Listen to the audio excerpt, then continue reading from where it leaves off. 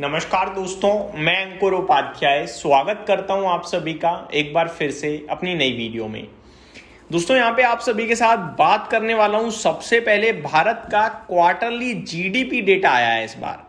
Quarter 4 का अगर GDP data देखें हम YoY आधार पे तो 7.8% के सामने 7.8% पे ही जीडीपी ग्रोथ रही है।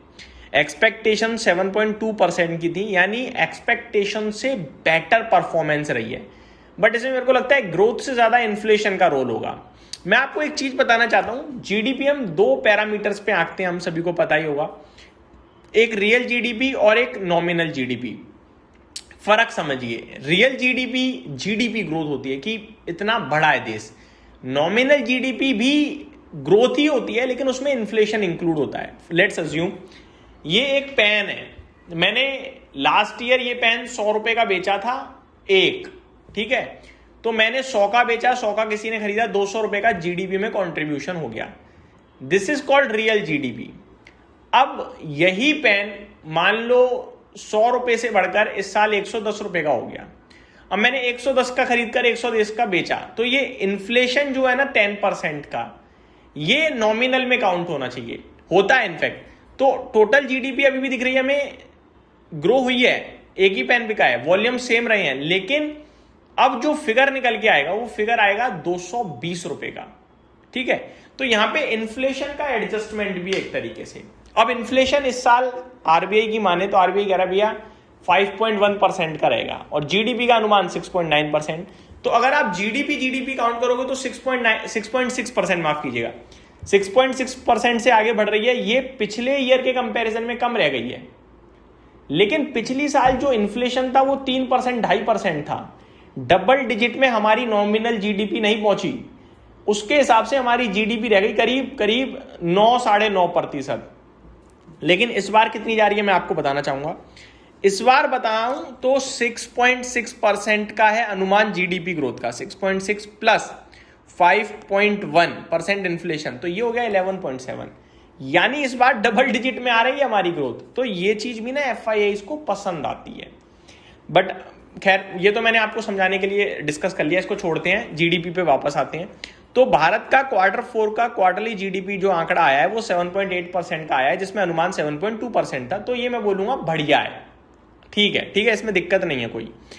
आगे पीयूष गोयल साहब ने कहा है strong growth of made in India vehicles in various markets. अलग अलग बाजारों में भारत से बनी हुई व्हीकल जो है उनकी डिमांड बहुत अच्छी दिख रही है, ग्रोथ बहुत अच्छी है। हमारा रुपया कितना कमजोर हो गया ये हम सभी ने देख लिया, डॉलर्स में खर्चा ज्यादा होता है ये हम सभी को दिख रहा है। लेकिन क्या आपको पता है हमारे डॉलर रिजर्व्स बढ़कर आए हैं? जी हां, भारत का फॉरेक्स रिजर्व जो है वो 682.32 बिलियन पे है इस समय, जो कि पहले 681.38 बिलियन पे था, यानी $1 बिलियन आपका फॉरेक्स रिजर्व बढ़ा है। तो क्या परेशानी है, देश ठीक तो कर रहा है, प्रॉब्लम है एफआईआई की सेलिंग। ये जिस दिन रुक गई ना, बाजार आपको दिखाएगा एक्चुअल पावर अपनी, इंडिया में क्या ग्रोथ है, क्या पोटेंशियल है, क्या पावर है। प्रॉब्लम अभी ये है कि हम नहीं चल पा रहे हैं भाई, और उसके पीछे रीजन है सेलिंग, भर भर के बेच रहे हैं एफआईआई।